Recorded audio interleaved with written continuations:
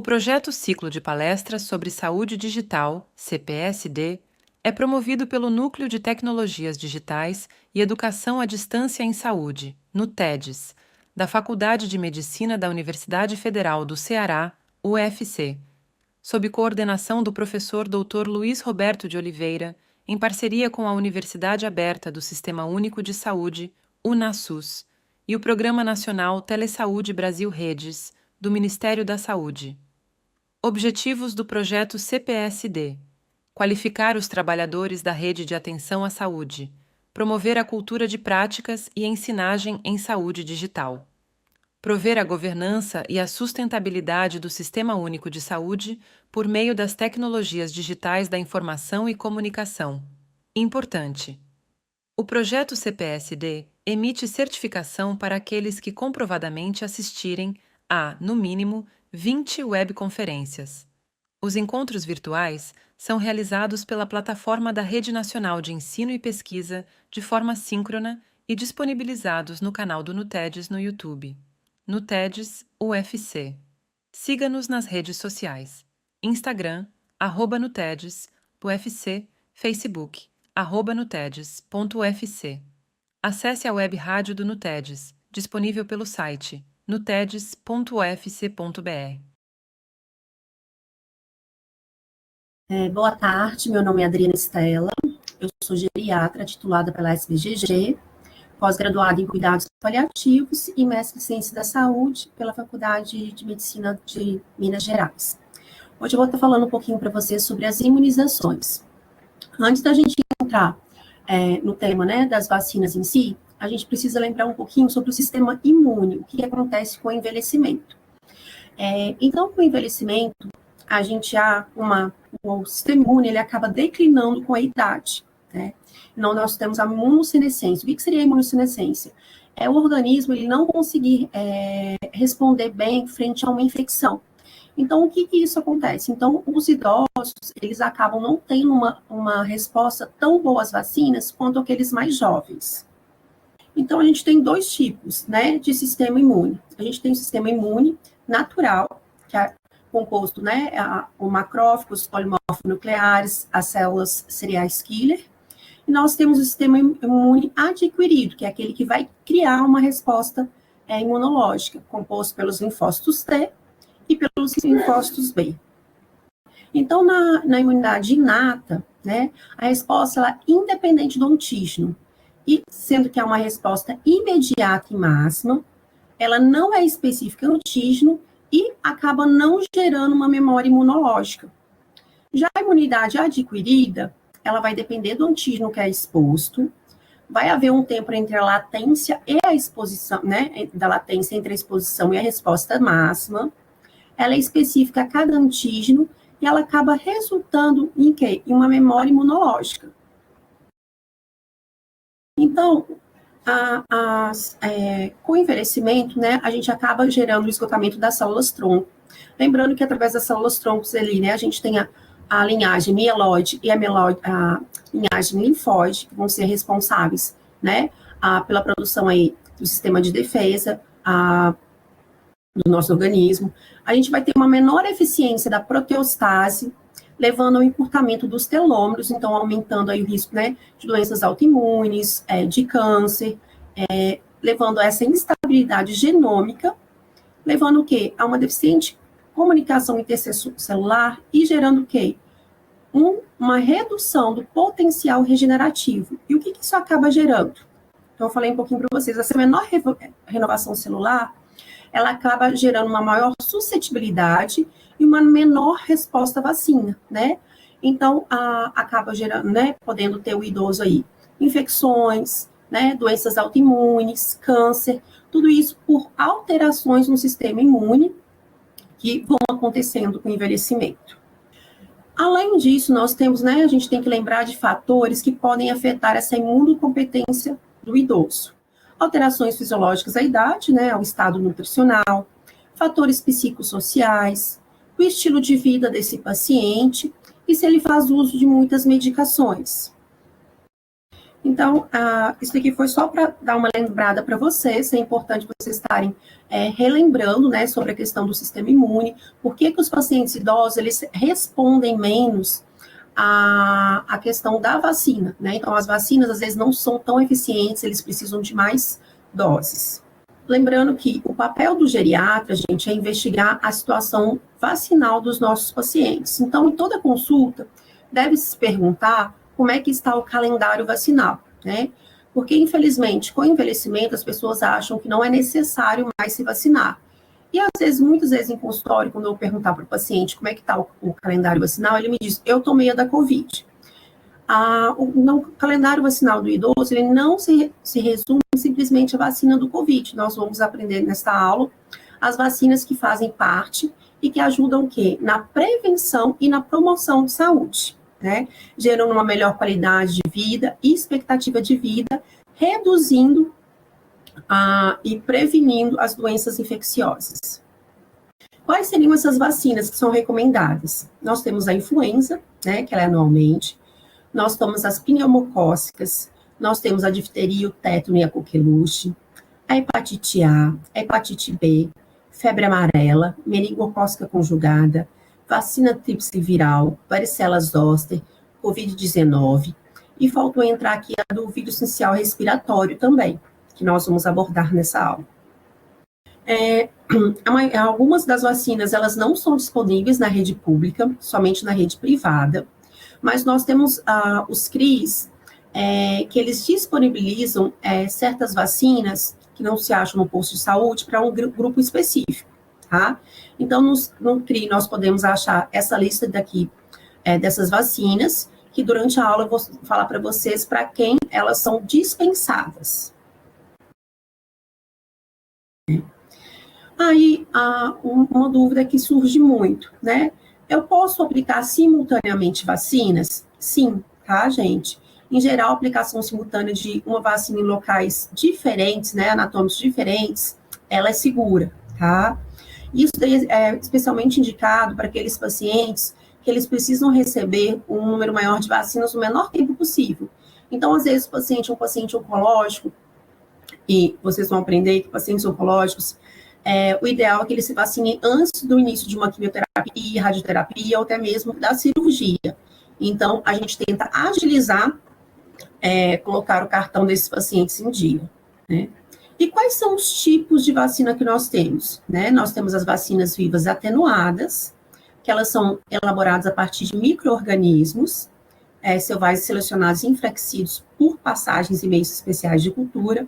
Entre elas estão a BCG, a tríplice viral, que é o sarampo, a cachumba e a rubéola, a febre amarela, a poliomielite oral, rotavírus, a varicela, o herpes zoster atenuado e a dengue. Então, essas vacinas, elas têm que ter um cuidado específico numa população. A gente vai estar mencionando mais à frente. E qual que é a importância dessas vacinas, né? Então, se o paciente, né, ele está em tratamento, é preciso receber a transfusão de sangue, ou então imunoglobulina, você tem que ter um tempo determinado para a aplicação dessas vacinas, tá? Então, sempre que você tem um paciente que ele foge um pouquinho do perfil do seu consultório, que ele está em tratamento oncológico, ou então que é um paciente imunodeprimido, você vai verificar se ele passou recentemente por alguma transfusão, recebeu algum imunobiológico, por quê? Acaba que essas imunoglobulinas, as transfusões em si, elas contêm muitos anticorpos e elas acabam diminuindo a eficiência das vacinas. Então, é preciso a gente estar atento para a aplicação das vacinas, né? Então, aqui no quadro a gente pode avaliar, né, qual que é o tempo necessário para aplicação dessas vacinas, né? Então, a antitetânica a gente vai guardar 3 meses, assim como a hepatite B. Na imunoglobulina antirrábica são 4 meses e na varicela zoster 5 meses para se aplicar essas vacinas vivas atenuadas. Então, caso o paciente tenha recebido alguma dessas imunoglobulinas, é necessário esperar esse tempo para se aplicar as vacinas. Lembrando que são só as vacinas vivas atenuadas, tá?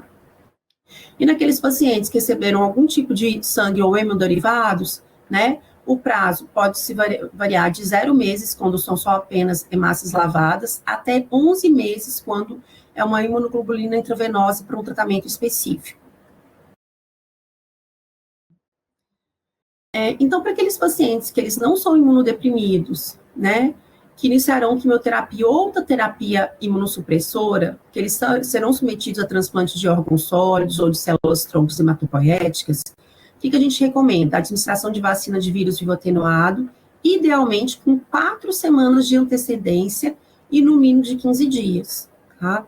Então, é isso importante o médico saber, para já orientar o seu paciente, discutir com o oncologista, né, com o hematologista, a programação da vacinação desse paciente, porque durante o tratamento, as vacinas vivas atenuadas, elas não são recomendadas. Tá?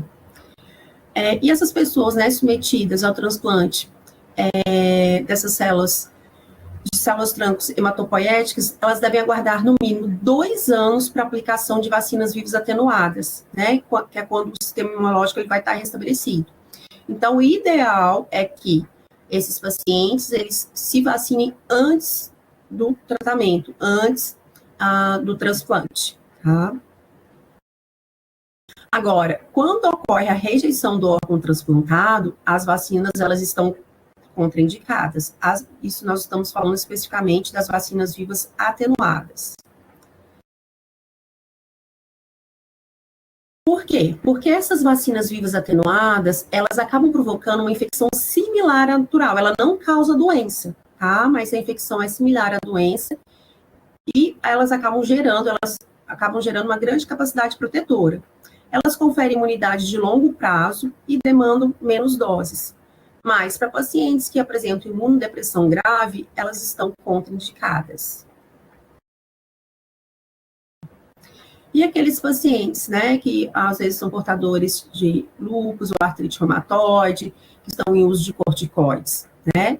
Então, são considerados imunossuprimidos aqueles que utilizam uma dose maior ou igual a 2 miligramas por quilo dia de prednisona ou seu equivalente, quando for criança, e em doses 20 miligramas ou mais, que estejam usando por 14 dias, tá?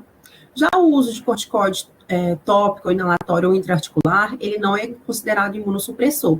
Então, sempre verificar, né, fazer o recordatório das medicações em uso do seu paciente, para saber se ele é um paciente, né, imunossuprimido, a gente vai ter atenção na aplicação dessas vacinas vivas atenuadas. E temos outras medicações também, né, as drogas imunossupressoras biológicas, tá? Qualquer dose delas já são consideradas imunossupressoras, que é o infliximab, o rituximab, o atacept, a tocilizumab, tá?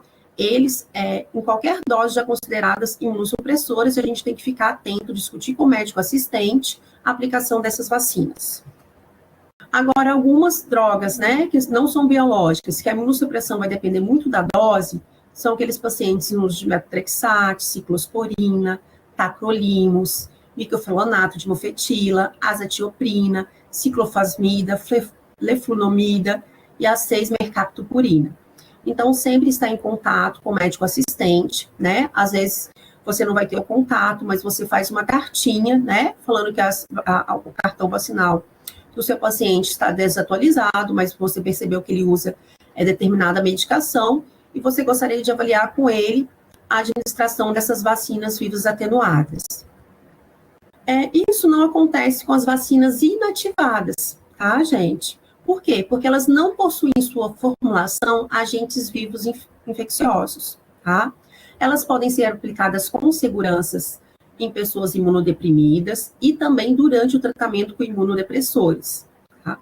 Só que lembrando, tá, que a resposta vacinal, ela é inferior nesse período e que a gente acaba tendo que reaplicar após a utilização de imunodepressores.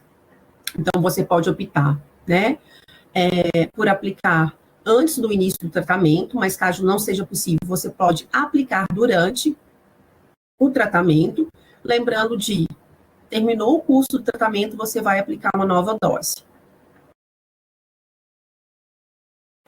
Elas podem ser recomendadas tanto no pré como no pós-operatório de transplante de órgãos sólidos, tá? Só que no pós-transplante, gente, deve ser mantido um intervalo mínimo de 2 meses para que a produção de anticorpos seja mais efetiva, tá? E as pessoas submetidas, né, a transplante de células de sistema hematopoético, elas devem aguardar no mínimo 3 meses para iniciar essa aplicação de vacinas inativadas. Então, isso daqui foi só, né, para a gente poder avaliar. Vocês devem saber quais são as vacinas vivas, atenuadas e as inativadas, para você avaliar o risco para o seu paciente, poder discutir com o médico assistente como é que você vai conduzir a colocar em dia esse cartão vacinal. Então, vamos estar abordando, né, a pneumonia é uma doença muito prevalente, né, no idoso. Ela está entre uma das maiores causas de internação do paciente. Se eu não me engano, é a 5ª causa de internação do idoso. O que a vacina ela vai propiciar, né? A gente vai diminuir o risco de mortalidade do nosso paciente, o risco de complicações, o risco de internação, propiciando uma melhor qualidade de vida. Então, como eu falei para vocês, né, é uma das principais causas de internação dos idosos com mais de 65 anos, correspondendo a 30% da causa das mortes nesses pacientes com mais de 65 anos. O risco de morte por pneumonia é muito maior do que no jovem, tá? E 95% das infecções em idosos, elas são bacterianas. Tá? Então, como eu estava falando para vocês, né, das 10 principais causas de óbito no mundo, a pneumonia, ela se encontra como a 4ª principal causa de morte no mundo, tá? Perdendo aí, né, para doenças isquêmicas do coração, para AVCs, para doenças pulmonares obstrutivas crônicas. Então, a pneumonia, né, ela tem uma alta mortalidade em idosos, lembrando que 1,6 milhão de mortes estão relacionadas à doença pneumocócica. Essas infecções, elas são muito comuns nos extremos de vida, né, em crianças e idosos. E a gente tem que lembrar, gente, as clínicas mais relevantes, né, relacionadas à pneumonia, né, que é ao quadro, né, que é causado pelo pneumococo, que é a pneumonia, a bacteremia e a meningite. E quais seriam os fatores de risco, né? Então, ser idoso em si já é um fator de risco para a pneumonia, né? O mecânico, né? A tosse e o movimento mucociliar, a gente sabe que o envelhecimento, né? Há uma diminuição desse reflexo da tosse, o movimento mucociliar, né? Há uma menor produção ali de muco, prejudicando também o nosso idoso, e que a gente falou lá no início da aula, né, alteração imunológica. Então, a gente tem a imunossenescência, o paciente, ele acaba tendo uma menor resposta frente a uma infecção. E ainda nós temos, né, isso acaba se agravando mais ainda, de acordo com as doenças de base do nosso paciente, né. Então, pacientes portadores de DPLC, alguma cardiopatia, doença renal, diabetes mellitus, asplenia, imunodeficiência, ele tem 3 a 6 vezes mais risco de ter um quadro de pneumonia. Tá? As vacinas pneumocócicas, elas são vacinas inativadas, então elas não vão causar a doença, né? Então a gente não precisa ter aquele cuidado especial que foi falado anteriormente, tá? Elas são recomendadas a partir dos 60 anos, tá? Hoje em dia, né, a gente foi lançado mais recentemente, a vacina pneumocócica conjugada 20, tá? Então, o paciente, ele pode tomar uma dose única da vacina pneumocócica 20. Agora, no meu paciente, ele já tinha tomado a 13, né, anteriormente. Não tem problema, ele pode complementar com uma dose da 20, tá? Mais para frente, a gente vai ter um fluxograma. Então, se o seu paciente chegou, ele não tem nenhuma vacina para pneumonia, o que a gente vai recomendar?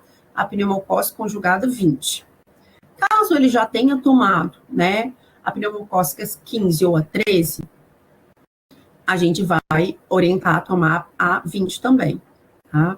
A gente só vai mais para frente explicar quanto ao tempo de administração.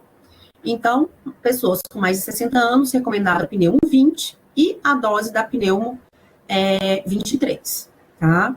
Em alguns casos, essas vacinações, elas podem ser iniciadas a partir dos 50 anos. Como é que é feito, né? A transmissão geralmente é por contato fechado, né? 1 a 2 metros. O paciente, ele acaba inalando aerosóis ou gotículas, tá? Lembrando que idosos, 50% das infecções, elas são por pneumonias e podendo gerar até, causando 84% dos óbitos desses pacientes. A infecção natural, gente, ela não confere imunidade, tá? E lembrando que as pneumonias, né, aqui no Brasil, elas são resistentes às penicilinas em 18% dos casos. Então, a gente vai ter, né, quais são as nossas vacinas disponíveis.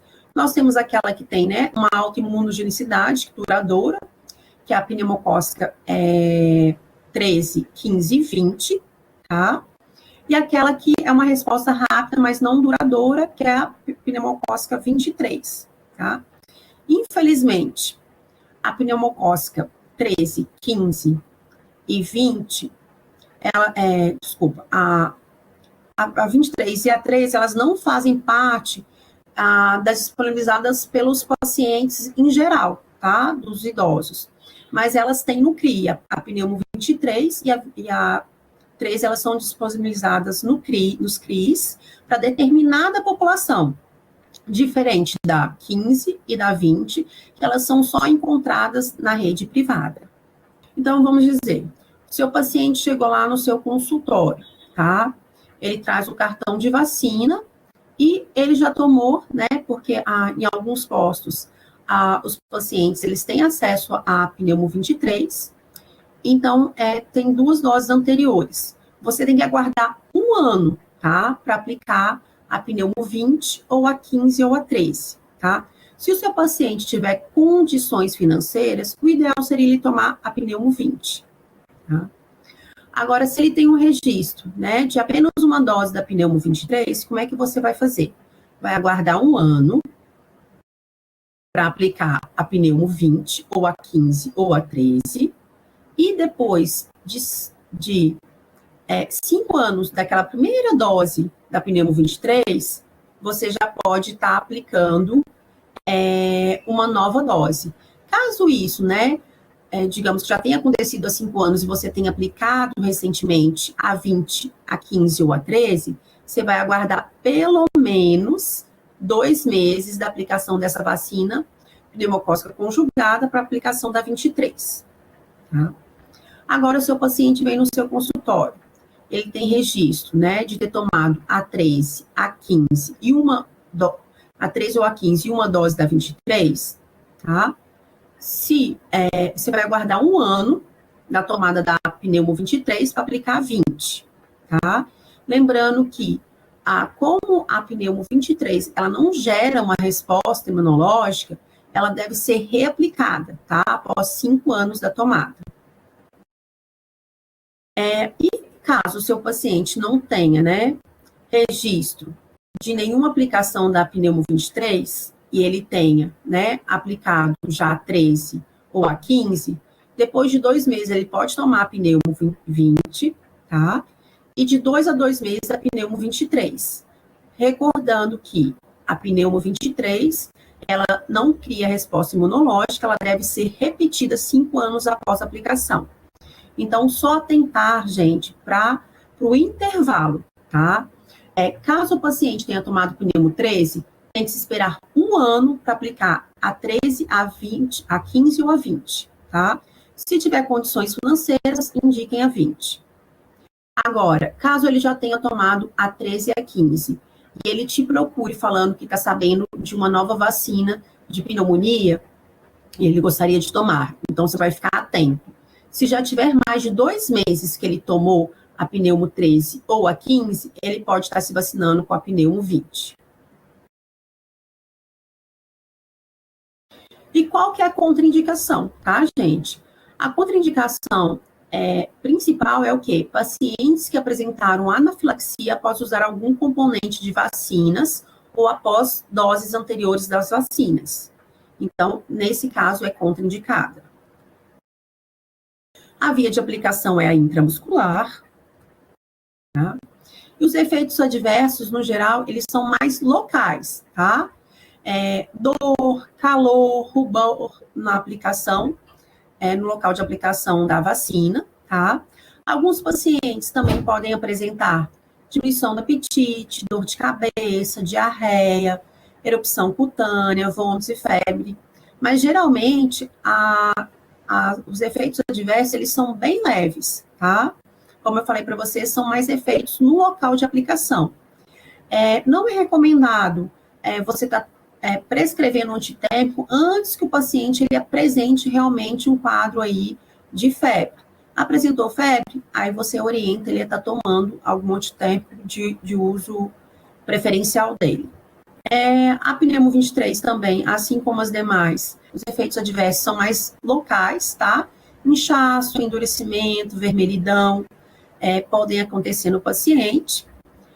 E geralmente essas reações da pneumo 23, gente, elas são mais frequentes após a revacinação em intervalos curtos em relação a doses anteriores, tá?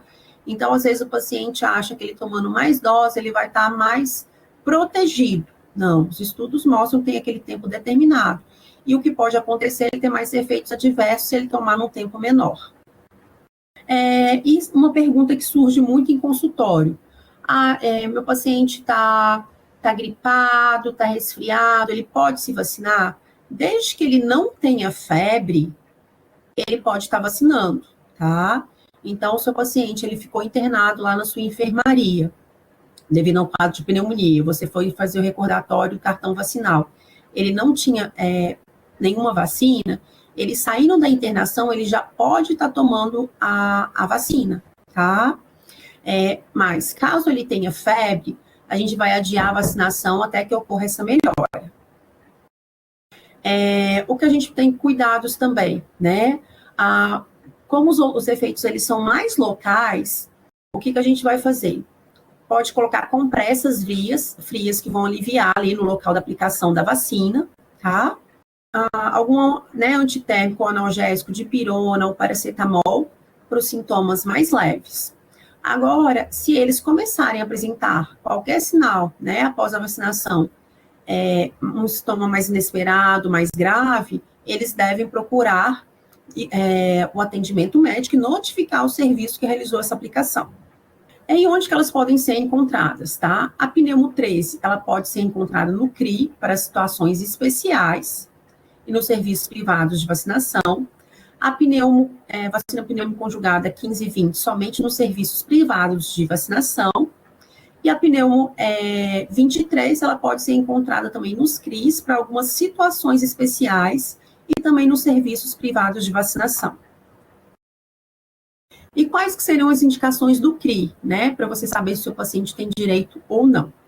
Aqueles pacientes com HIV, pacientes com asplenia anatômica ou funcional e doenças relacionadas, pacientes com pneumopatias crônicas, asma moderada ou grave com uso de corticoides em dose imunossupressora, cardiopatias crônicas, nefropatias crônicas, pacientes em diálise com síndrome nefrótica, transplantados de órgãos sólidos ou de medula óssea, imunodeficiência devido ao câncer ou a imunodepressão terapêutica, imunodeficiências congênitas, diabetes mellitus, fístula licórica e doenças neurológicas crônicas incapacitantes, fibrose cística, trissomias e doenças de depósito, implante de cóclea, hepatopatias crônicas e doenças de depósito.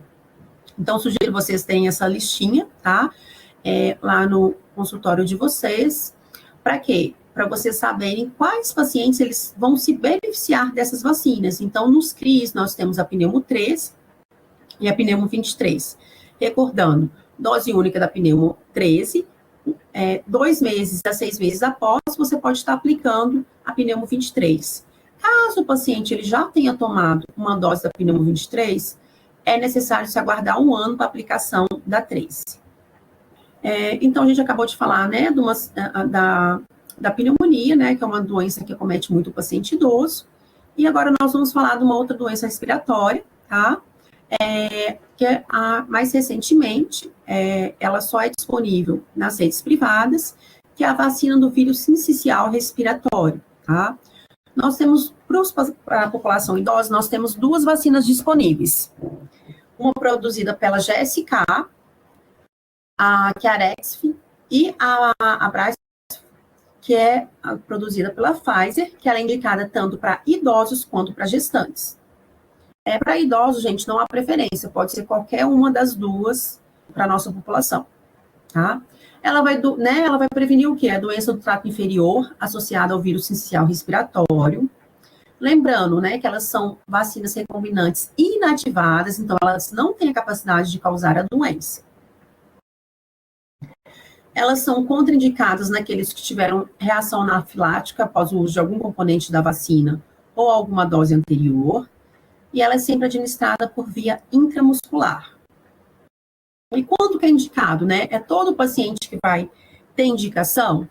Para aqueles mais de 70 anos, sim, tá, gente? Fez 70 anos, independente da existência ou não de comorbidades, ela é recomendada. Agora, para aqueles pacientes cardiopatas, nefropatas, pacientes portadores de DPLC, entre 60 e 69 anos, a gente já recomenda a aplicação da vacina do vírus sincicial respiratório.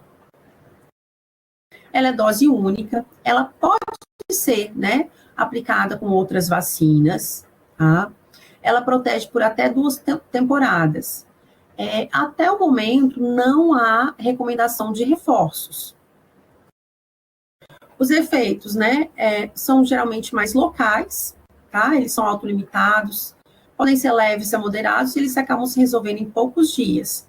Que assim como lá a vacina pneumocócica, né, seria a dor, a vermelhidão, o inchaço no local da injeção, podendo também levar ao quadro de cefaleia e mialgia. Lembrando que a vacina do vírus sincicial respiratório, ela só é disponível na rede privada.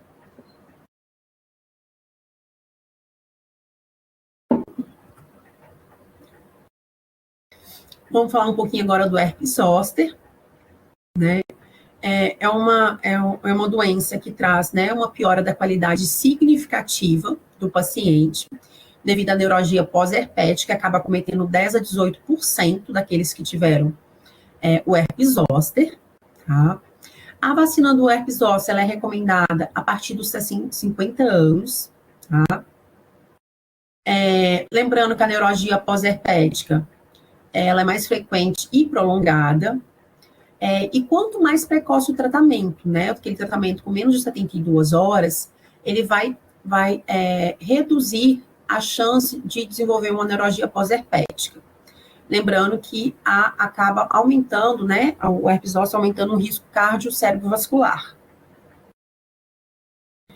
Nós temos 2 tipos de vacina do herpes zoster disponíveis. Até 2022, a gente só tinha a Zostavax, que era de vírus vivo atenuado, então a gente tinha que ter aquela atenção para aquele grupo especial, né, principalmente pacientes, né, imunodeprimidos, pacientes oncológicos, pacientes transplantados.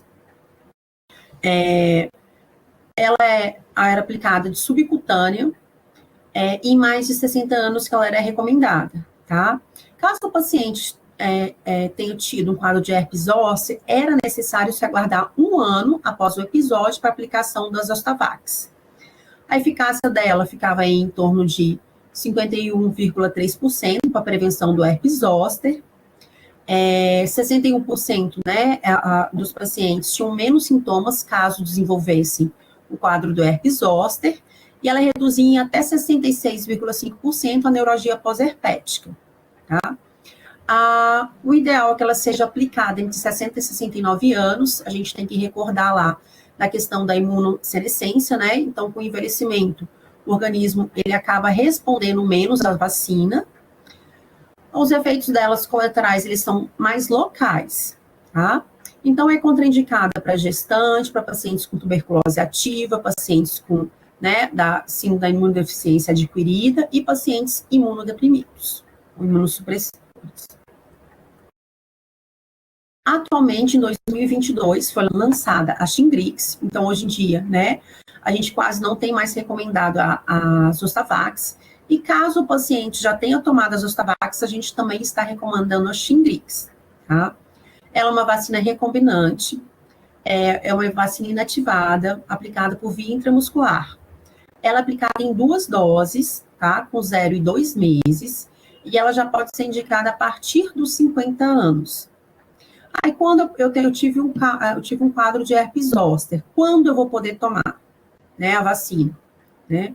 Alguns falam 6 meses após o episódio, mas aí você vai ponderar risco-benefício, tá? Se você quiser aplicar logo após um quadro de herpes zoster a vacina, já não é contraindicado. Ela tem uma eficácia muito maior do que as Zostavax, ela reduz em até 90% a chance de ter um quadro de herpes zoster, e ela reduz em até 91% a chance de desenvolver neurologia pós-herpética. Assim como as Zostavax, os seus efeitos colaterais, eles são mais locais, e o bom da Shingrix, gente, é que ela não é contraindicada para imunossuprimido. Então, os pacientes imunossuprimidos, eles podem estar se vacinando com a Shingrix. Qual que é o problema da Shingrix? Não digo um problema, né?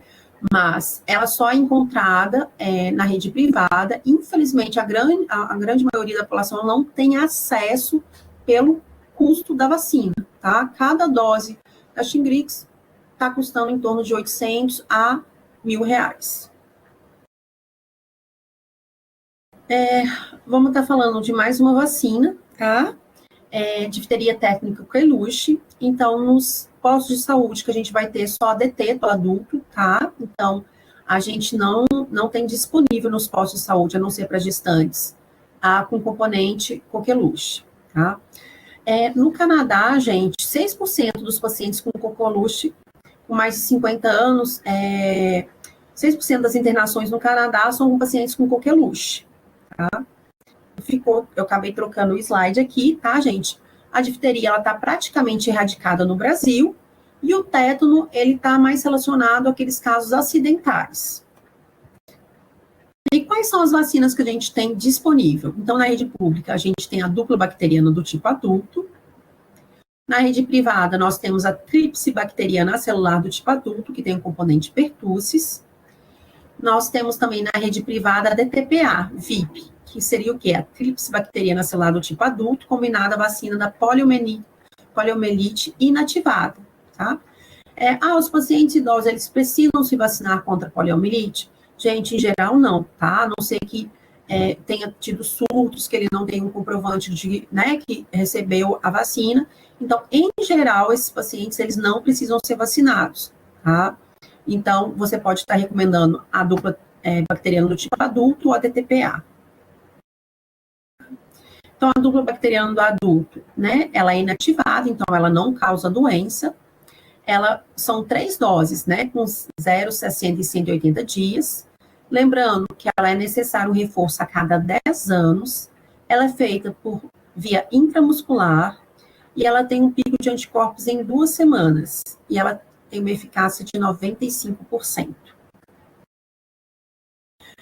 E como é que eu vou saber? Porque alguns idosos, né, quando você vai perguntar do cartão vacinal dele, geralmente eles desconhecem, eles não têm anotado, tá? Então, aqueles pacientes que não têm, né, eles não foram vacinados, ou não têm uma história vacinal, ou tem uma história vacinal desconhecida, o ideal é que ele tome uma dose da DTPA, 2 meses após ele vai tomar uma dose da DT, e 4 a 8 meses após a primeira aplicação, ele vai tomar outra dose da DT. Então, para ele estar com o esquema vacinal completo, né, que são necessárias 3 doses. Agora, caso o seu paciente, porque a DTPA, ela só é disponível na rede privada. Caso o seu paciente não tenha condições de aplicar a DTPA, como é que a gente vai recomendar? As 3 doses da DT, tá? Da dupla do adulto. Que vai ser com 0, 2 e 4 a 8 meses, tá? Da primeira dose para aplicação da terceira. Agora, idosos que já foram vacinados previamente, tá? Tem pelo menos 3 doses no mínimo, tá? O ideal é ele tomar uma dose da DTPA a cada 10 anos. Agora, se o paciente chegou no seu consultório, ele trouxe o cartão, aí ele aplicou a dupla, a dupla adulta, né? A DT adulta, no ano passado, né? Você acha que o cartão dele vacinal está completo? Não, tá? É recomendado, independente do intervalo da última dose de DT, que ele tome uma DTPA, tá? Então, a nossa função, gente, é orientar o nosso paciente. Então, se você viu Cada o tétano dele só tomou a dupla do adulto, né? DT adulto. Não tem nenhuma dose da TTPA nos últimos 10 anos, você vai estar recomendando para ele uma dose da TTPA, tá? Agora, caso a gente não consiga, né, não tem indisponibilidade, a gente vai estar recomendando a dose DT a cada 10 anos. E quais são os efeitos adversos, né? A dor, o eritema, a induração, e sistêmicos, que é menos comum a febre, tá? Então, acho que uma das vacinas que mais causam reações locais, que realmente ficam bem dolorosas, seria a vacina do tétano. Ela é contraindicada naqueles pacientes que tiveram um histórico aí de reação alérgica e pacientes também com doença febril aguda. A gente deve aguardar. Então, todo paciente que está com quadro febril, está com febre, a gente não se deve vacinar com nenhuma vacina, seja ela inativada ou de vírus vivo atenuado. Vamos estar falando um pouquinho da hepatite B, né? A gente sabe que há uma mudança, né, do padrão sexual, né, dos idosos. Então, é importante a gente fazer o diagnóstico e a prevenção de DST nessa população, tá? Então, 292 milhões de indivíduos, eles têm hepatite B crônica e 700 mil acabam morrendo por ano devido à hepatite B. A hepatite B, ela é disponível, tá, nos postos de saúde. O paciente precisa ter 3 doses, né? Então, a dose com 0, 30 e 180 dias. Lembrando que pacientes imunossuprimidos e renais crônicos, gente, ele tem uma dose especial, tá? Então, ele precisa ter uma dose adicional. Então, o esquema deles é diferente. Vai tomar com 0, 1, 2 e 6 meses. A via de administração é intramuscular, tá? Apenas no deltoide. E ela é de vírus vivos, de vírus inativado. Então, ela não tem contraindicações para aquela população especial de imunossuprimidos.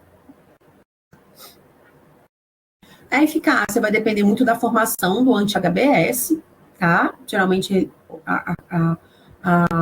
80% dos vacinados, eles acabam, né, tendo a formação do anti-HBS. Seus efeitos colaterais, como a maioria das vacinas, são mais locais, podendo acometer aí de 3 a 29% dos vacinados, e sistêmico, mais comum é a febre, podendo acometer até 6% desses vacinados. Ela é contraindicada naqueles que têm histórico de alergia prévia. Então, um recordatório aqui em fluxograma da hepatite B, né? Seu paciente, ele nunca tomou vacina da hepatite B, né? Então, ele vai receber 3 doses, né? A primeira dose, né, no 0, 1 mês após recebe a segunda dose, e 6 meses após a primeira dose, ele recebe a última dose. Naqueles pacientes que tem, né, que são, tem histórico aí de doença renal, eles vão receber dose dobrada, tá? Então, eles vão receber 4 doses. E a gente também tem hepatite combinada, tá? Mas aí é só disponível na rede privada. Então, hepatite A e hepatite B, então pode receber primeira dose, segunda dose, terceira dose, assim como no esquema da hepatite B. Então, 0, 1 mês e 6 meses. Uma das vacinas também, né, que os idosos acabam se vacinando porque tem campanha anualmente, é a vacina da influenza, tá? A vacina da influenza, ela deve ser tomada anualmente, tá? Então, de acordo com os subtipos, né, do ano passado, vai ser formulada as novas vacinas deste ano, tá? Ela é de vírus morto inativado, então ela não tem o potencial de causar a doença. Então, muitas vezes, os pacientes, né, idosos chegam no consultório falando que nunca mais vai tomar vacina, porque tomaram a vacina e tiveram um quadro de uma gripe muito forte, tá? Provavelmente aquele paciente, ele já estava ali, né, com o quadro, só que ele foi desenvolver mais para frente. Então, ele estava sendo incubado e coincidiu dele tomar a vacina e depois ter o quadro gripal. Mas eles devem ser informados, gente, que a vacina da influenza, ela vai reduzir muito o risco de internação, de mortalidade. Então, que é importante eles estarem se vacinando anualmente contra a influenza. Nós temos dois tipos, né, As trivalentes, que tem 2 subtipos de A, HN1 e H3N2, e um subtipo da P, e que são as trivalentes, elas são disponíveis na rede pública. E nós temos as tetravalentes, que tem 2 subtipos de A, H1N1, H3N2, e 2 subtipos da B, tá? As tetravalentes, elas só estão disponíveis na rede privada. Elas podem ser aplicadas via intramuscular ou subcutânea, lembrando que ela é uma dose única anual. E a aplicação dela precede outono e inverno, né? Então, geralmente, as campanhas começam ali em abril, maio, já começam as campanhas para aplicação da vacina da influenza. Ela pode ser também, assim como as outras vacinas, ser administrada simultaneamente, tá? Inclusive com a vacina do Covid-19, desde que em locais diferentes, tá? Em sítios anatômicos diferentes. Né? A influenza, né? Ela é causada pela família do Orthomyxoviridae. Nós temos os tipos imunológicos, né? Mixovírus, influenza A, B e C, mas nos humanos, somente os tipos A e B têm relevância clínica, tá? Acaba que a influenza A, né, ela é suscetível às variações antigênicas, então, anualmente, há mudanças, né, na composição dessas vacinas. Há 130 centros nacionais de influenza em 101 países, para elas verem quais que está circulando mais para produzir a nova vacina do ano seguinte, tá? Lembrando, ó, que cerca de 70% a 80% das mortes relacionadas à influenza, elas ocorrem entre idosos. Então, por isso, a importância da gente estar conscientizando a nossa população, os nossos pacientes, da importância da vacinação contra a influenza. A eficácia, né, em adultos jovens saudáveis chega até 90%, devido ao quadro, né, que a gente já falou lá, alteração do sistema imune, da imunossenescência, ela tem uma eficácia menor em idosos, tá, em 60%, mas a gente tem que recordar, gente, apesar da eficácia menor em idosos, ela chega a reduzir em 30% das internações em idosos de alto risco, como cardiopatas, nefropatas, DPO-cíticos. Ela reduz 40% das hospitalizações de idosos, né, sem comorbidades. Ela reduz também a internação por pneumonia, além da redução das mortes hospitalares, tanto por causas respiratórias como por outras causas. Então, vamos conscientizar a nossa população da importância da vacina contra a influenza. E tentar explicar que a vacina, ela é inativada, ela não causa a doença. Então, elas são, né, recomendadas para os nossos idosos e para pacientes jovens, para aqueles portadores de doenças crônicas, imunodeprimidos, né, para aquelas pessoas que trabalham, né, em LPI, são cuidadoras de idosos, profissionais da saúde e crianças de 6 a 24 meses. Os efeitos colaterais, eles geralmente são leves, eles, né, podem durar aí até 48 horas, eles podem ser locais, como dor, eritema, induração e prurido, ou então sistêmicos, uma febre mais baixa, um mal-estar, uma mialgia, tá? E raros, como anafilaxia e síndrome de Guillain-Barré. Então, gente, pacientes que desenvolveram a síndrome de Guillain-Barré, tá? No intervalo de 6 meses após a aplicação da vacina da influenza, a vacina da influenza vai estar contraindicada para esses pacientes. Mas aí o seu paciente vai falar assim, mas meu primo, logo depois que tomou vacina, desenvolveu o quadro de Guillain-Barré. Gente, a chance de desenvolver Guillain-Barré é muito maior quando você tem o quadro da influenza do que com a aplicação da vacina, tá? Assim como nos demais casos das outras vacinas, pacientes com febre, eles devem adiar a vacinação, tá? Caso o seu paciente ele tenha um distúrbio de coagulação mais grave, você vai aplicar via subcutânea. E também ela é indicada para aqueles casos de pacientes que tiveram anafilaxia com uma tomada anterior. A vacina do Covid, né? Então, a gente sabe que acabou a pandemia aí. Então, as pessoas acham que não precisa mais se vacinar, tá? Mas a vacinação ainda é recomendada para grupos específicos, tá? Então, aqueles de 60 a 60 anos é recomendado, tá, ainda, tá? Fazendo os reforços. Os estudos mostram que os reforços, eles acabam reduzindo as mortalidades por mecanismos de ação diverso. O esquema não é incerto ainda, tá, gente? Eu esqueci de tirar isso daqui, mas a Sociedade Brasileira de Imunização, ela recomenda 2 reforços anuais. Então, a cada 6 meses, para essa população, eles recomendam a vacinação, tá? Então, qual que é a vacina disponível atualmente? A Spikevax, tá? É uma vacina inativada, então ela não tem contraindicação naquela nossa população de imunodeprimidos. É feita por via intramuscular, indicada a partir dos 60 anos, independente dele ter tomado ou não as anteriores, e são 2 reforços anuais, com 6 meses de intervalo. E nós temos, né, as vacinas que a gente chama de circunstanciais. O que é isso, gente? É todo paciente que vai se precisar vacinar contra a febre amarela? Não, tá? Então, aqui no Ceará, ela não é uma área endêmica de febre amarela, diferente de onde eu venho, que é Minas Gerais.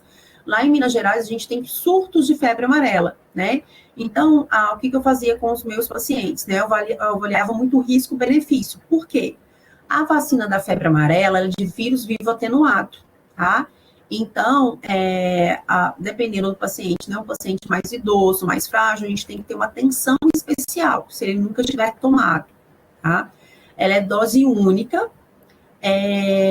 Até alguns anos atrás, até uns 20 anos atrás, era ser recomendado a tomada a cada 10 anos.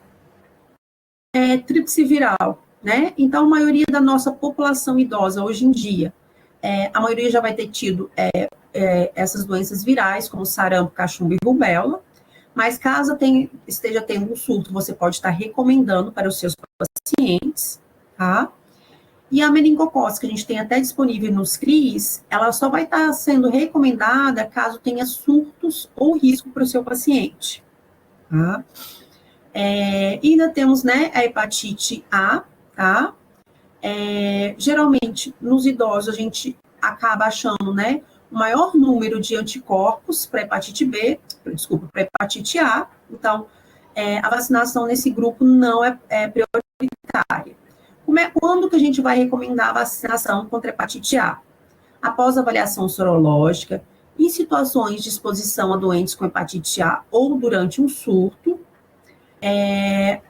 lembrando que a vacina é de vírus vivo inativado, então tem que, né, avaliar o perfil do seu paciente, se ele não tem contraindicação, é administrada por via intramuscular, e o esquema de dose são 2 doses com intervalo de 6 meses.